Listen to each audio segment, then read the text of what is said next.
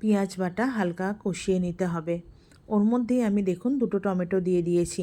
পেঁয়াজের সঙ্গে টমেটোটা ভাজলে আস্তে করে দেখবেন কিছুক্ষণ পরে টমেটোর খোসাটা অনায়াসেই ছেড়ে যাচ্ছে। আর এই টমেটো দিয়ে রান্না করলে এত সুন্দর টেস্ট হয় খেতে, আর মুখেও আপনার টমেটো খোসাগুলো পড়ে না। অনেকেই পছন্দ করে না টমেটোর খোসাটা মুখে পড়ুন। এর সঙ্গে দিচ্ছি আমি আদা রসুন বাটা, ধনে জিরে গুঁড়ো দিয়ে মাংসটা দিয়ে আমি ভালো করে কষিয়ে নেব। নমস্কার বন্ধুরা, প্রিয়াঙ্কা কুইজিনে আপনাদের স্বাগত জানাই।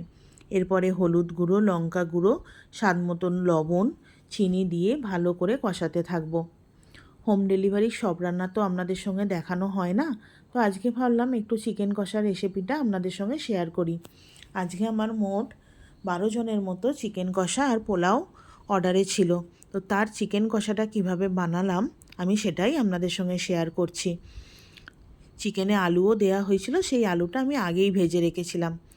ভালো করে চিকেন কষানোর পরে আলুগুলো দিয়ে ভালো করে কষিয়ে টক দই দিয়ে একটু গরম জল দিয়ে ঢাকা দিয়ে দেবো, আর লাস্টে গরম মশলা দিয়ে নামিয়ে নেব। এরকমভাবে চিকেন কষাটা আপনারাও বাড়িতে ট্রাই করে দেখবেন। যদি ভালো লাগে অবশ্যই আমাকে কমেন্ট করে জানাবেন।